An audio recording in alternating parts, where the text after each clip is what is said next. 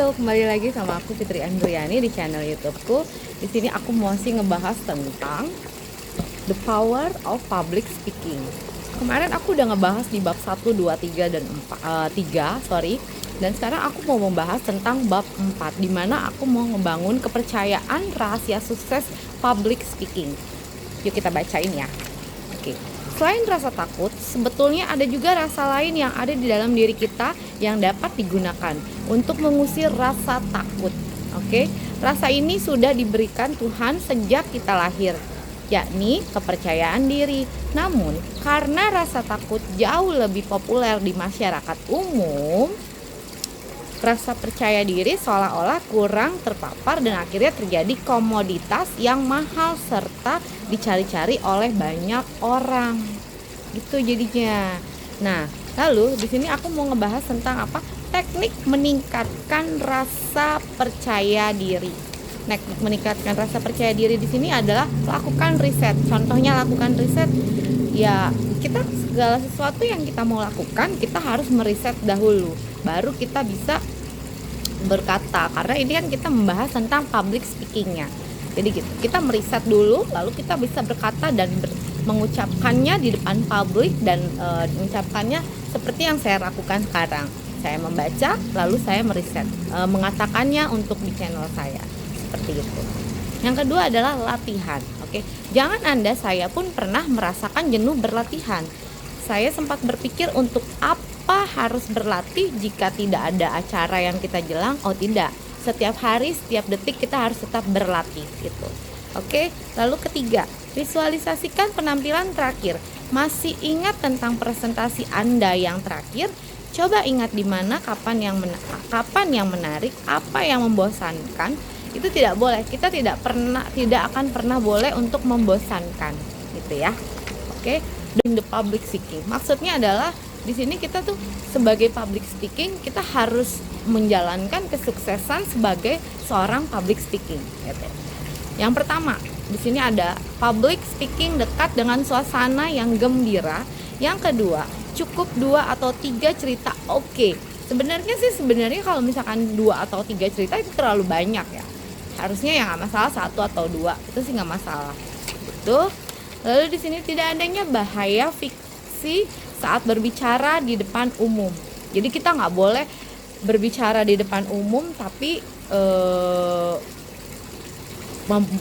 mengatakan fiksi yang berbahaya gitu. Itu tidak usah dilakukan oleh setiap public speaking.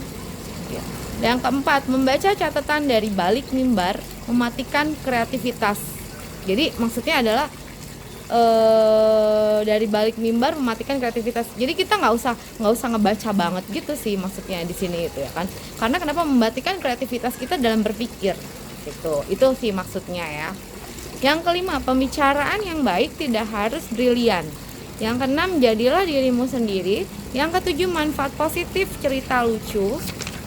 Yang kedelapan, ini nggak penting sih, menutup yang nendang. Maksudnya adalah penutup tapi tidak usah nendang. Menurutku sih seperti itu. Makanya aku di sini mengatakan tidak usah gitu. Gitu ya Bang Bonar Charles Sirait. Yang ke-9, gagal pada debut pertama, don't worry, masih ada keluarga di rumah yang cinta kita. Benar sekali. Yang ke-10, semua audiens ingin kita sukses. Sangat benar. Nah, di sini juga Bang Bonar Sirait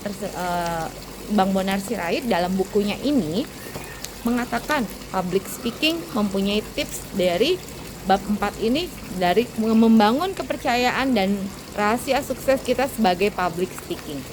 Public speaking tips. Bayangkan selalu rasa sukses dalam benak Anda. Targetkan diri Anda untuk tidak melewatkan kesempatan. Pertama, berbicara di depan publik dengan hasil yang baik dan sukses. Gitu. Terus public speaking action. Public speaking action di sini kita bisa mengatakan ada 5 public speaking action. Yang pertama, aplikasikan 10 rasa sukses dalam public speaking.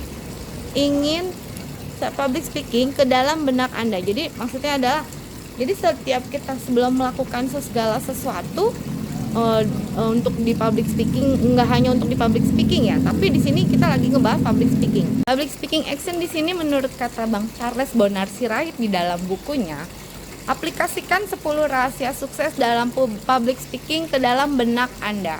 Oke, Anda sebelum memulai debut awal, persiapkan minimal 2 cerita lucu pada setiap penampilan Anda untuk mengantisipasi waktu jeda yang tidak terduga. Sebenarnya mungkin mengasih space kali ya, mengasih waktu ya, mungkin di sini maksudnya itu ya. Terus yang ketiga, berlatihlah untuk menciptakan suasana hati yang gembira. Itu sangat penting, amat sangat penting sekali. Lalu yang keempat, berlatihlah berbicara tanpa harus tergantung pada teks atau pidato. Sangat amat penting sekali. Yang kelima, ringkas pidato Anda ke dalam poin-poin penting dan mulailah mengembangkannya dengan kemampuan improvisasi Anda. Maksudnya adalah saya gitu ya sebagai broadcaster ya kan. Jadi kita harus mengimprov dalam melakukan public speaking, tapi nggak usah terlalu banyak juga karena yang di seperti yang aku bahas kemarin di bab yang sebelumnya, karena akan berbahaya jika terlalu berlebihan. Harusnya dia memakai waktu 2 menit tapi dia mengatakannya mempublic speakingkannya dengan waktu yang 10 menit. Itu tidak benar gitu. Itu sih intinya. Nanti sepertinya aku nggak akan ngebahas banyak-banyak di dalam buku ini karena ini banyak banget ya, di babnya tuh terlalu banyak. Jadi aku bakalan bahas cuma 5 bab. Nah, terima kasih.